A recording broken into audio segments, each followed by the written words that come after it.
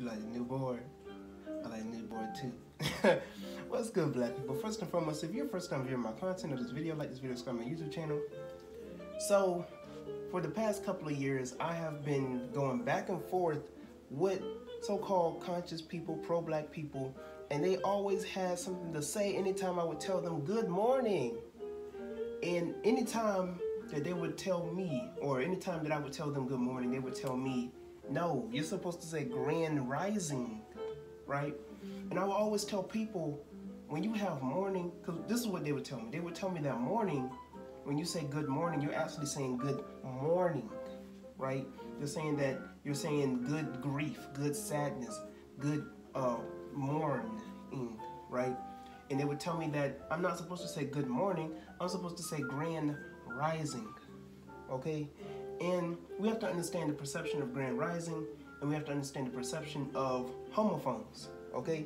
So let's get down to it.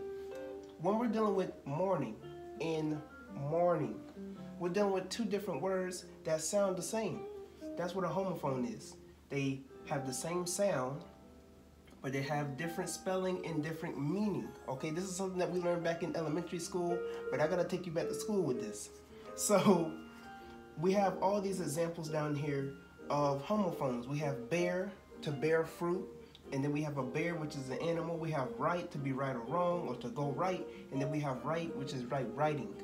We have sight, which is like citing sources, and then we have sight, which is with your eyes. Red, color, red, book, hour, time, hour, we're talking about, our people, our time, whatever the case may be. You see all these examples. I'm not going to go through all of them, but these are just examples. I and I, ball and ball, altar, altar. All of these are examples of homophones, and we use homophones all the time. But somehow, in this so-called conscious community or on social media, whatever the case may be, we get confused. Or, we see this meme that talks about when you say good morning, you're saying good morning, so we're supposed to say grand rising. Well, for one, we have to understand nobody, at least when we're talking about a concerted group of people, we never said grand risings, okay? When we're dealing with grand risings, we're dealing with a perception of consciousness. When dealing with grand rising, we're dealing with resurrection, we're dealing with rebirth, being reborn, and we can deal with this concerning erection and consciousness. We're going to get to that in a second. But we're dealing with morning, okay? Understand that morning comes from Old English, Middle English, and also Norse mythology. That's Germanic, okay? So when dealing with morning, it goes back to the word, when dealing with the etymology of it, Morwen, okay? Morwen. And when dealing with the root word of morning, we have more or mere, which means to blink or to twinkle, right? And morning is the first part of the day. That is the first 12 hours of a day, from when it's night to when the sun rises, okay? Before the clock strikes 12, okay? So that's the first part of the day. That's what morning is. When we're dealing with morning, right? We're dealing with mornug, mornug. Mornug. We're dealing with sad, grief, to mourn, and we're dealing with the root word of that. We have mar or mir, which means to regret, to mourn, or to mourn, basically, right? So when you're dealing with the word morning and morning, we're dealing with homophones. We're not dealing with the same word, okay? When dealing with grand risings, like I said before, we're dealing with consciousness. We're dealing with a great awakening, right? So somebody goes through a grand rising when they have levitated or elevated their mind, right? When they become quote unquote conscious or aware of the society in which they live in the realm or dimension in which they have been put in, right? So when dealing with resurrection, this can go hand in hand with erection, all right? And when I deal with erection, I'm not dealing with it in a perverse manner, right, per se, or the sexual perverted manner in which we view things when we're dealing with erection. When dealing with African spirituality, you see a lot of black, what we would consider deities, but when dealing with black people in terms of African spirituality, you'll see Osiris, original name Asar. When you see Men, when you see Ptah, or when you see particular statues in West Africa, even when dealing with Legba, Papa Legba, right? you'll see these particular people, and you'll see a man, and they're straight, right? They're straight, you know, vertical, and their phallus is erected, right? And they're in this military-like manner, you know, very militant manner, position, and their phallus is going, it's erected, right? So it's erected like this, like a gun. And so this is not to show anything in terms of pornography, right? This isn't something perverse like when dealing with the Greeks and the Romans. This is dealing with something in terms of consciousness. This is dealing with something in terms of authority and power, right? Something when dealing with the phallus of a black man, it's also referred to as a staff, or it's also referred to as a rod, right? So you hear these particular phrases even in the Bible, the rod of iron, you know, Moses' staff turning into a snake. All of this is dealing with phallic symbology, but also with the phallic symbology is dealing with consciousness as well, right? When it's erected, that means there's power, that means there's rebirth, right? Because when a phallus is erected, and then when the phallus, you know, is ejaculated, it gives seed, right? And so that's just dealing with rebirth and reborn. But when dealing with the black man, you see him erected and he's in the militant stance. It's also representing discipline. It's representing his power. It's representing resurrection, right?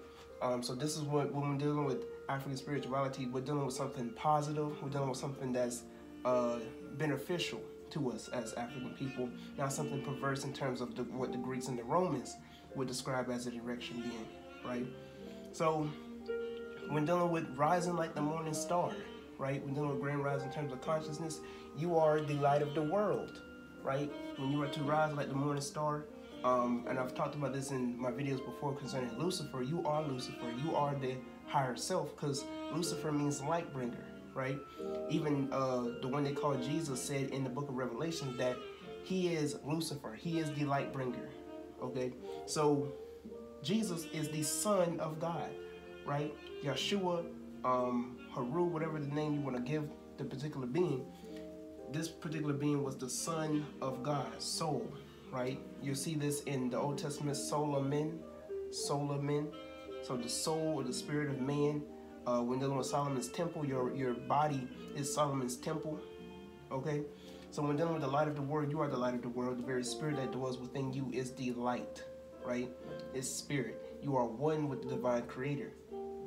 So when you are one with the divine creator, when you have received resurrection, right? When you have been baptized, you know, spiritually, you know, your mind has been cleansed, your mind has been transformed by the renewing of your mind. When you have received grand rising, when you have been awakened, right? You have become Karast, okay? You have become the anointed one. You have been anointed, and you see this throughout other aspects of spirituality, except for mythology, Roman mythology, because we know how perverse that is. But they stole this, right? Plagiarized this, stole this, perverted this from Kemetic spirituality. So when dealing with Christianity, you have Christ, Krishna with Hinduism, Ella with Yoruba, okay? And then you have Mithra from Roman mythology. And this all goes back to Karast, which is Haru, right? Or the anointed one in Kemetic spirituality, right? And when I deal with all this form of stuff, I'm dealing with science, I'm dealing with alchemy, I'm dealing with things that concern your body, the anatomy of your body. You know, I'm dealing with spirituality, because spirituality and science are supposed to go hand in hand, all right? But this is all that I wanted to explain. Thank you. So until next time, I'm Tyrone. You know, if you have any other questions concerning this form of information, comment below. Until next time, like this video, subscribe to my YouTube channel, share this video with other people so that they can know the real. And you know, you don't have to take my word for it. All this is form of information that you can clearly just simply look up. You know what I'm saying? This isn't hard information to find. You know, just look it up, do the research like I did.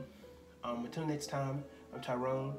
Comment below, you know, if you like this video, if you didn't like this video. Subscribe to my YouTube channel, like I said before.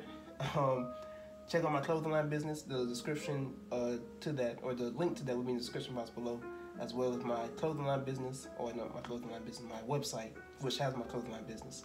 Until next time, I'm Tyrone, and I am out.